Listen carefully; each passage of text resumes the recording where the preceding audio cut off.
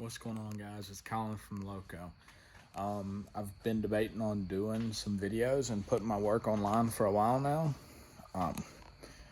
By that I mean like 15 years. But I think I want to show you some of my life. I think I'm ready for the criticism, and I want to build something together with you all. Here's my company, Loco Towing. I got pickups, wreckers. I got another rollback out on the road somewhere. Got more trucks. I just bought this 4-car. Yeah. Stripped the interior out of it. Put some insulation in. Put a life-proof floor in it. Some insulation and foam beneath it.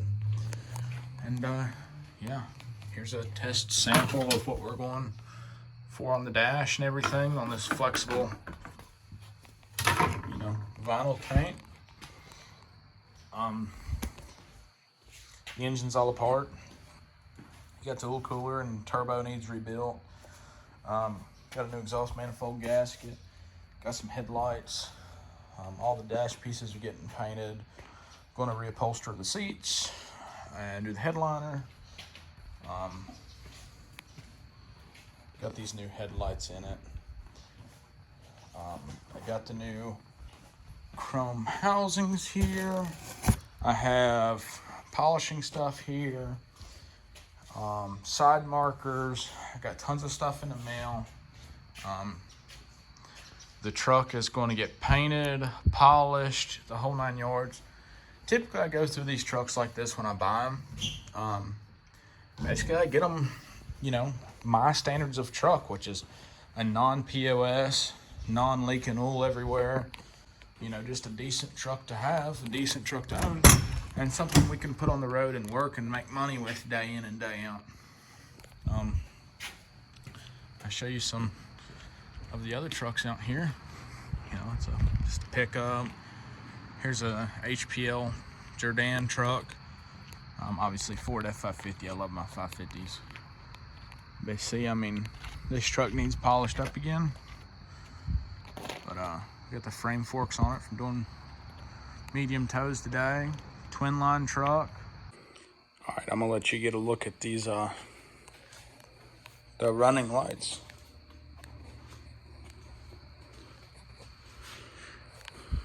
We gotta fix those up top, but they have orange and white, and you can use them for turn signals and whatnot. But I think I'm just gonna leave the amber for running, because I have all these other lights on the corner of the bumper that need fixed, and run those for turn signals. I also have turn signal here. I think that looks much better. Tell me what you guys think. We're also going for red on the backside. From my understanding, all these trucks came factory with orange or amber, but I like when the amber points to the sides and forward. When it points back, I think it's easily mistaken at night for something it's not. So I think the red is what needs to go back. And here we have the light turned on. So much brighter. And 2 of these are $47 off eBay. You can't beat them. So here's a good example of some other things I like to do. When I took this truck apart, it had a leaking exhaust manifold. You can see where it's leaking right here. And you can see the oil running down the block. There's not much on YouTube as far as 8.3 ISCs go. This is a 300 horse 8.3. But you notice a lot of oil on it. You notice a lot of oil thrown back. You notice oil down here.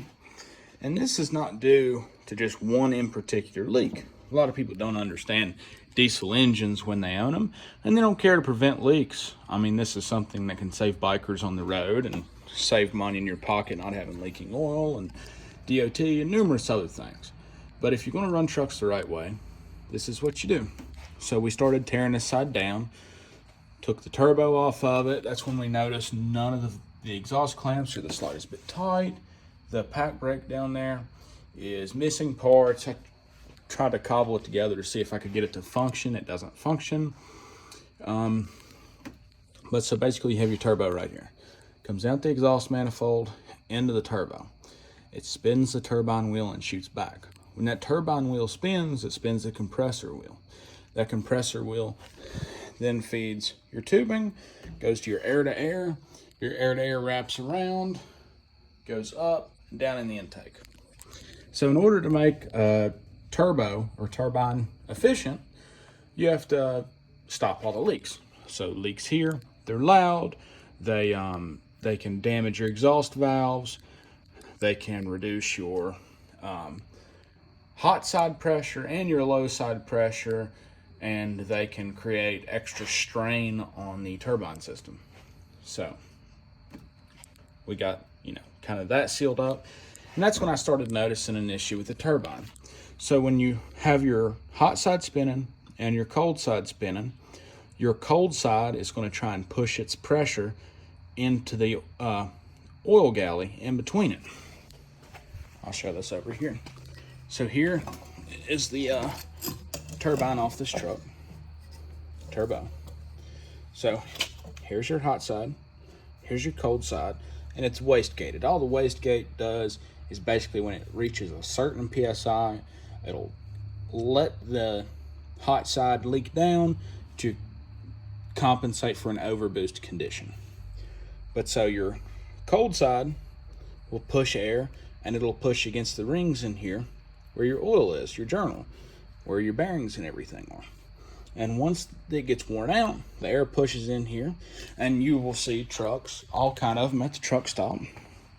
They'll be sitting there blowing smoke out the puke tube. Now the A3 doesn't have a puke tube on the valve cover or PCV. They just have some sort of turbine filter. So this right here, I'll show you. This right here on the 8.3 Cummins is some sort of valve. It's one of the less complex I've ever seen, but basically you put this in here kind of like so. Yeah, put this in here kind of like so, and this piece right here feeds the atmosphere. This is your puke tube. This right here, this piece right here gets fed by that hose right there that wraps up and around. Well, this inlet is your turbo drain.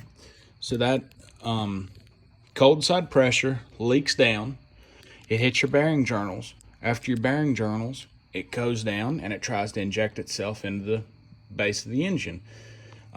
This is like a little filter, helps prevent, oil starvation, aerating the oil, different things like that. But it creates a ton of what appears to be blow-by. It's not actually blow-by, it's just worn out mechanisms. And this happens for various reasons. When I got the truck, there was huge boost leaks on the boost boots. And I've detected a couple on the air-to-air as well. That's something we have to get into. And what that does is when you have any sort of boost leaks on your cold side, you're over-revving the turbine. That turbine's not meant but for so many RPM, and you create excess wear. So all this system on this side of the engine was compromised due to people not fixing small leaks. Now that whole set HX40 is about $2,000 from the dealer. It's 1,800 some bucks. That manifold from the dealer's 900 some bucks.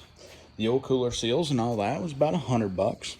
And so here, here we are spending $4,000 on this side of the motor due to somebody else's malpractice. And this is the kind of stuff I go through these trucks for. So, yeah, we're going to get this side fixed up, get all new exhaust clamps on, new pack brake, and this side of the truck should be ready to go.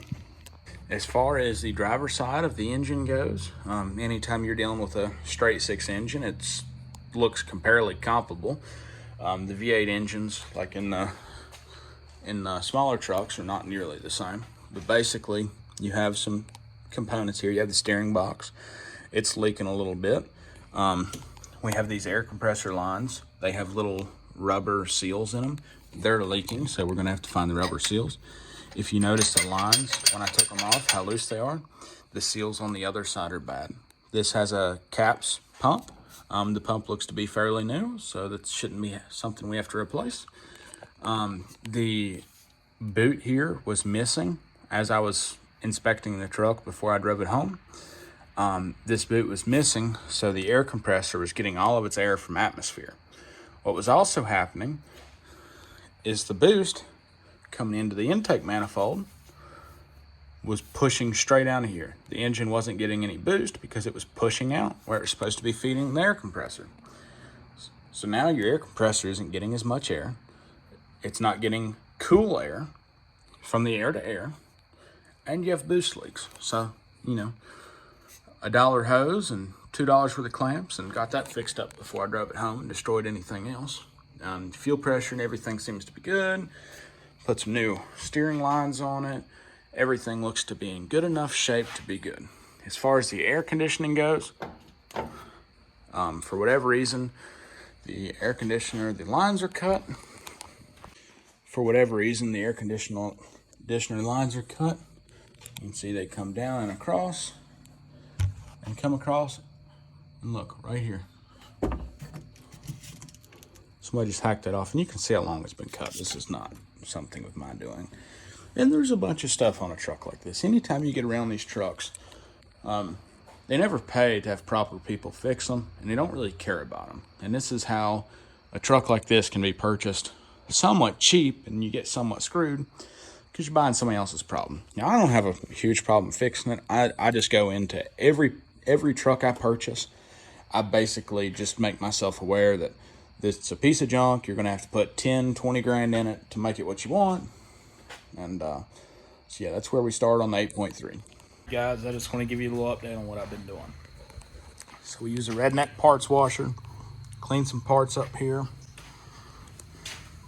Set right there. Let me show you the redneck parts washer. You might get a little down and dirty doing it, but you got your little ghetto northern tool pressure washer. You got your filter because we got well water. You run a hose outside to your steam genie. Then you run a hose back inside to your steam nozzle, right? Then you get your chemical. You sit here and steam clean. You know what I'm saying? So, I'll show you here. A little bit cleaned up in there. See, clean. Take your gasket. Throw your gasket on there. The bolts are just sitting on a screwdriver. Now we take our oil cooler. I cleaned it out. Put a bunch of product in it. Steam cleaned it. Whole 9 yards. Y'all know the deal. So now we'll get these holes somewhat lined up. We'll do that. We'll stick our other gasket on here. Now our oil cooler filter housing is ready to get back on here. So let's do it. Well, the redneck steam cleaner is sitting in the exhaust, and we have, for the most part, cleaned the entire passenger side of the engine block down to its factory paint and looking pretty spazzy.